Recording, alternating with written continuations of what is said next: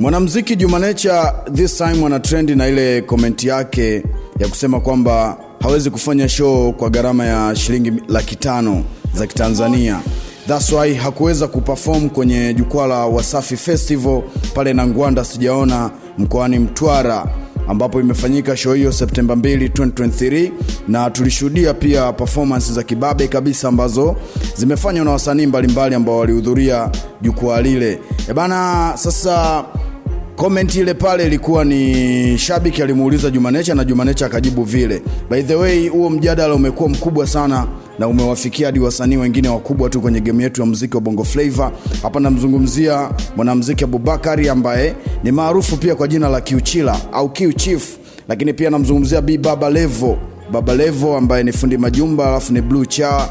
Yeye pia ili hapa swala design fulani vimeamua pia kulizungumzia kwa namna yake na the way ambavyo anaelewa namna tamasha hili la Wasafi Festival the way linavyoendeshwa na Mkataba the way ilivyo. Kwa hiyo hapa Babalevo naona kama vile amesimama kama msemaji wa tamasha hili, na kupitia ukurasa wake wa Instagram masaa 16 yaliyopita kuna kitu alikiandika pale ku clear the air kufuatia ile comment ya Juma Nature pamoja na yule shabiki ambaye imeonekana kutembea sana.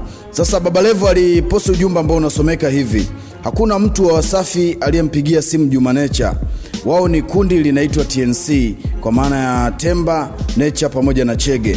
Hakuna msanii atalipwa chini ya milioni 10 kwenye kundi lao. Huo ndio ujumbe ambao wameuweka pale Babalevo, lakini pia kausindikiza na caption ambayo inasomeka kwamba wao peke yao watachukua zaidi ya milioni 30.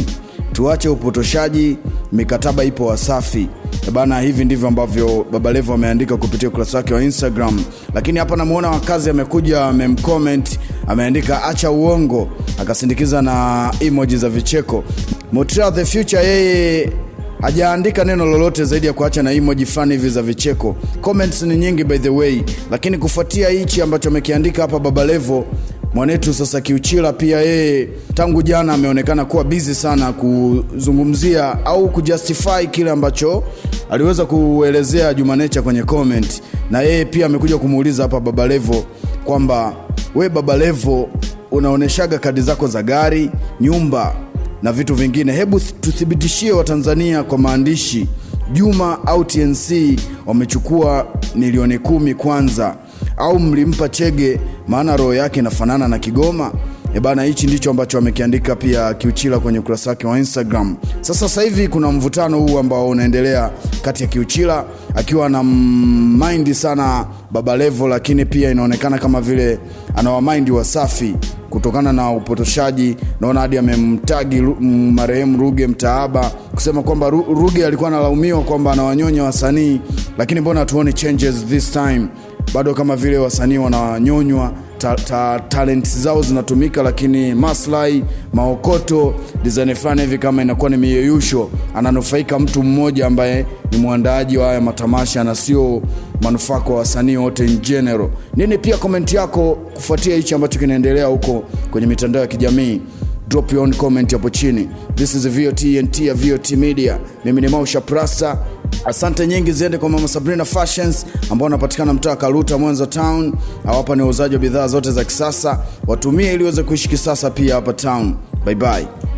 Habari njema ni kwamba siku hizi wa Tanzania wanajua vitu original, grade A kwa ajili ya afya na siha njema wajumbe. Mama Sabrina Fashions ni wauzaji wa mazuria, mapazia, mashuka na mataulo. Sijasahau Crocs, neti, bed cover, sofa cover, maforonya na vitu vingi wajumbe. Wanapatikana Posta Mwanza, mtaa wa Karuta. Kwa mawasiliano zaidi wapigie kupitia simu nambari 0754749725 au 0754697345. Kujipenda ni rahisi wajumbe.